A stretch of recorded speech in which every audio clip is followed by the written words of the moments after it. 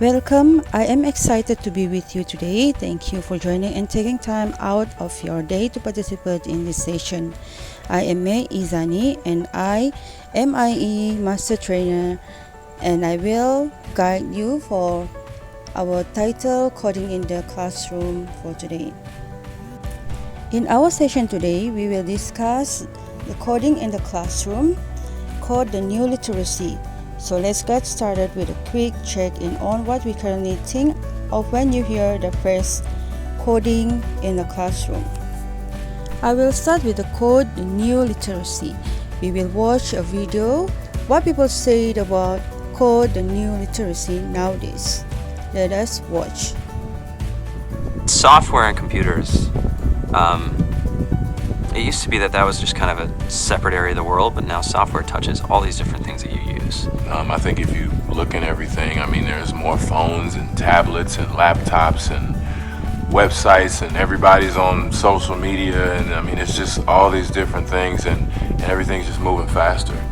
So just being in a position to kind of understand that language, that's going to be the future. I think it's a good thing to do. It's absolutely crucial to know how to code and to understand how technology is built, even if you don't choose to, make a living or be a full-time software developer.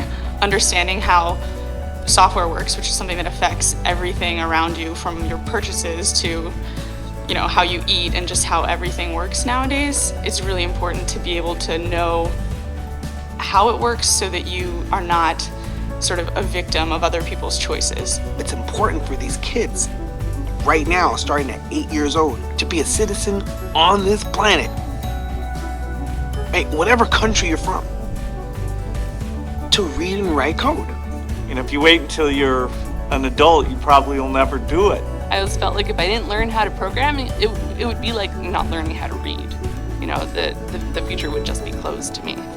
When I think about what we're going to be teaching in schools 5, 10, 15 years from now, I definitely think that computer science, or at least basic programming, is going to be as important of a skill as being able to do basic reading and writing. And I think we're going to look back and wonder why it took us so long to get to that point.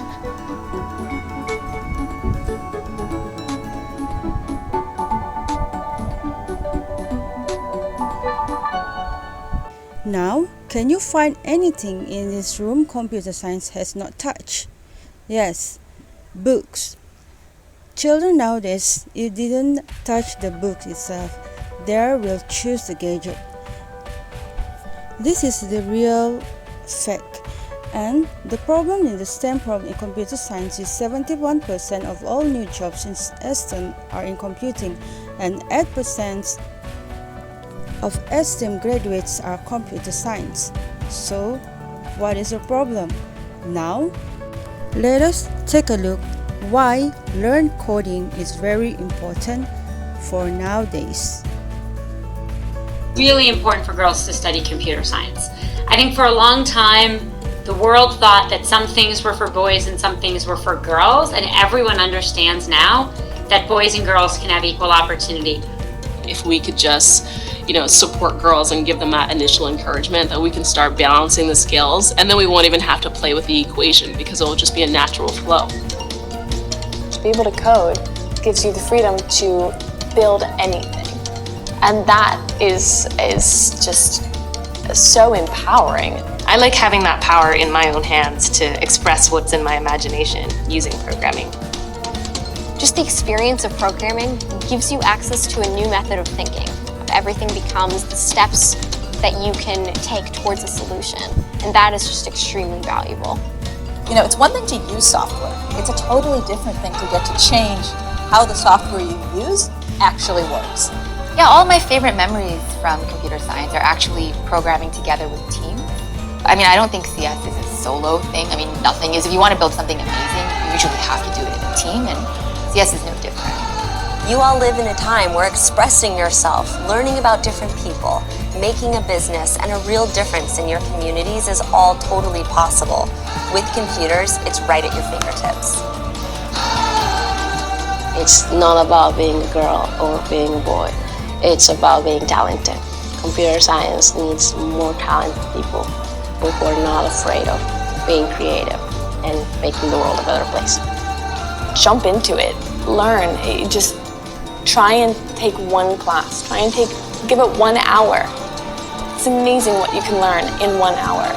And that's what's so exciting about Hour of Code. All of you were able to participate from all parts of the country, at all ages, from all different backgrounds. And that's what will create the right opportunities for everyone. Every girl deserves to take part in creating the technology that will change our world and change who runs it. I challenge girls in every single country to learn 1 hour of code. Technology touches every part of our lives. So if you can change technology, you can change the world.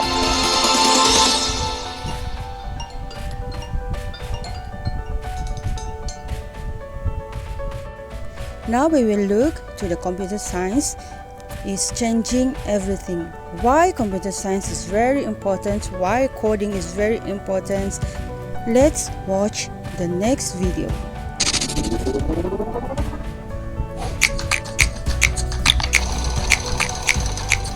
I think 19th century was about the Industrial Revolution, about electricity, about disrupting the agricultural society and making it more advanced. The 20th century was about physics and engineering to do more things easier in our everyday life, from refrigerators to washing machines. How convenient. And the 21st century is definitely the digital age. It's the internet.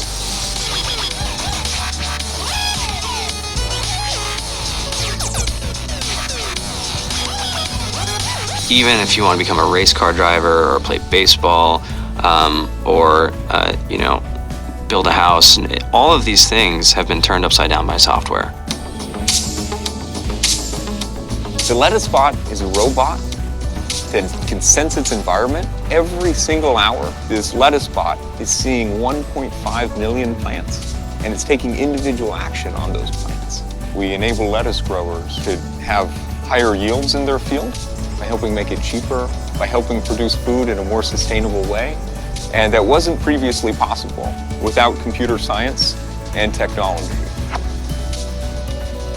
I have a really fun job where we build Polymore, which kind of combines all my favorite things, so programming as well as fashion and art and design and shopping. Half the products you use these days are software products that you play with on maybe your phone. And so if you want to build something cool, you need to know programming, right? And there's so many things that you can do with computer science. So if you just work backwards from the cool thing that you want to build and figure out what that is, a lot of times computer programming is part of that, right? So you should learn the skill. It's really exciting right now. The technology that we're developing right now is going to be used by your doctor in the next decade. When you come into the office and you're sick, the doctor is going to be like, all right, spit in this cup. And I will put it into this magic machine, which is a sequencer, and in an hour I can tell you what you have or what's wrong with you. So if we're looking for a new virus, for example, we'll download a database of all the viruses that are known. And we'll search for, our sequence of interest against a whole database of all viruses. So you still need somebody to analyze the data. The computer is not smart enough yet. Our software helps people save energy and thereby reduce their carbon emissions. To date, we've saved over 8 terawatt hours, which is the equivalent of about 1.1 million cars on the road. When you're forecasting the wind, there's so many different parameters that go into it. It would be impossible for a human to sit down and do all those calculations. We need a computer model in order to forecast it. Most people don't think about technology and public safety as going together, but our software is actually changing the way that law enforcement is capturing, transferring, and managing their digital evidence on a daily basis. It turns out that when officers are wearing our cameras, they see a drastic reduction in use of force, as well as a drastic reduction in the amount of complaints being leveraged against their agency, ultimately resulting in safer communities. The merging of art and technology is getting more and more significant now because computers and software are such an integral part of our lives day to day. People are realizing that it can be quite creative to take this medium of computers and create incredible works of art. In Finding Nemo, when Crush and Squirt and all the friends are flying through the East Australian Current, you're seeing images of water flowing by, you're seeing the colors on the back of the turtle, you're seeing the sides of the fish. All of those things are generated through math and computer programs that we write, that we then give to the artists, and they take that to create that final image and tweak it and make it look beautiful and look fun. The crux of it is really about invention. It's about looking at the world and being dissatisfied with things and questioning everything. I always felt like if I didn't learn how to program, it would be like not learning how to read. You know, the future would just be closed to me. If you're in the coding profession, there's so many things that you can do, and you can pretty much pick and choose the course you want to be in. I think that you can start something in your college dorm room, and you can have a set of people who haven't built a big company before come together and build something that 1 billion people use as part of their daily lives is just crazy to think about, right? It's humbling and it's amazing. Really, it's about the chance to reinvent things and then see it out there in the world and see people using it and having fun or having a better life because of something that wasn't there before that you put in the world.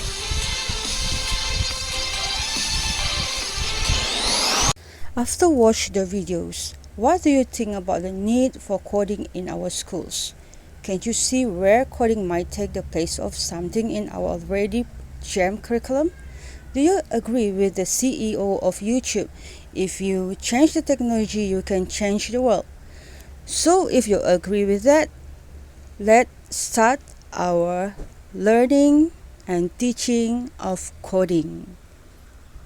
Are you ready? I will teach you the coding in the next video, so stay tuned.